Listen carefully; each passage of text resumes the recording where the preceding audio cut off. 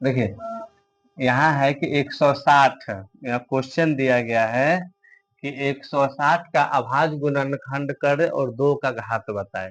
यानी यह संख्या है कि 160 का अभाज्य गुणनखंड करना है और अभाज्य गुणनखंड करने के बाद 2 का घात बताना है कि 2 कितने बार आया है, 2 कितने बार है। तो 160 का अभाज्य गुणनखंड करेंगे तो 2 से सबसे पहले भाग करेंगे तो कितना आ जाएगा 80, 80 को 2 से भाग करेंगे तो 40, 40 को 2 से भाग करेंगे तो 20, 20 को 2 से भाग करेंगे तो 10, 10 को 2 से भाग करेंगे तो 5 और 5 को भाग करेंगे तो 1।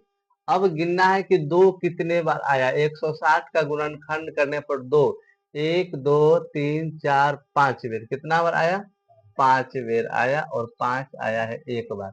आपसे कहा है कि 160 का सबसे पहले अभाज्य गुणनखंड कीजिए, 160 का अभाज्य गुणनखंड कीजिए, इसके बाद 2 कितने बार आया है, 2 या आपका 5 बार इसमें आयल है। ठीक, कितना बार, 5 बार। या ऑप्शन ए था, option B, option C, option D.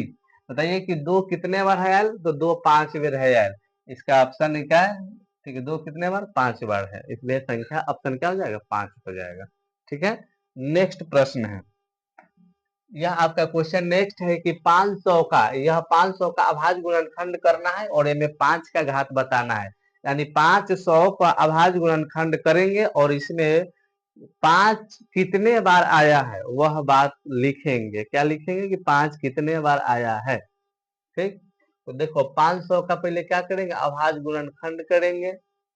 अभाज्य गुणनखंड 2 से लगाएंगे तो 250 हो जाएगा, 250 को 2 से भाग करेंगे 125, 125 को हम 5 से काटेंगे तो 25 होगा और 25 को 5 से काटेंगे तो 5 और फिर 5 को 5 से भाग करेंगे तो 1।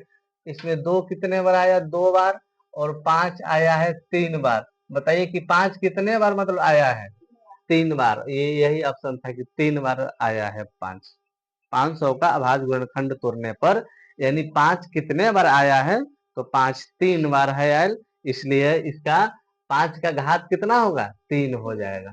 5 का घात 3, जितने बार संख्या होगा उतना बार उसका क्या हो जाएगा, मान हो जाएगा। नेक्स्ट प्रश्न है आपका, नेक्स्ट प्रश्न है कि 17, 23 और 29 का अभाज्य गुणनखंड करने पर, ठीक है, इसका अभाज्य गुणनखंड करके और इसका मौसा और लौसा ज्ञात करना है। लौसा और मौसा ज्ञात करके बताना है इसका लौसा क्या होगा और मौसा क्या होगा।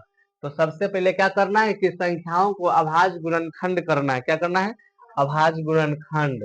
तो 17 का अभाज्य गुणनखंड कर लेंगे, इधर इस 17 से लगाएंगे तो 1 आएगा। 23 को अभाज्य गुणनखंड करेंगे तो इसको 23 से भाग करेंगे 1, और 29 को अभाज्य गुणनखंड या 29 से ही कटेगा तो क्या आ जाएगा, 1।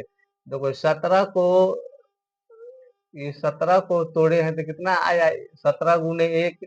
23 को तोड़ने पर आया है 23 गुने 1, और 29 को अभाज्य गुणनखंड करने पर 29 गुने 1।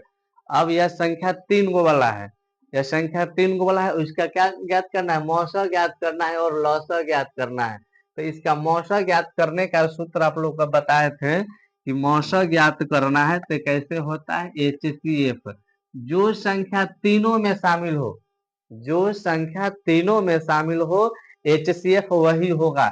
इसमें भी एक है, इसमें भी एक है, इसमें भी एक है, तो HCF कितना आ गया, 1 हो गया। अब LCM निकालना है तो LCM में जो कहता है कि जो संख्या शामिल है उसको लिखेंगे और उसके बाद जो संख्या शामिल नहीं भी है उसे भी लिख देंगे। तो इसमें शामिल था 1 तो 1 लिख दिए, इसके बाद 17 शामिल सब में नहीं तो 17 भी होगा, 23 भी होगा और 29 भी होगा।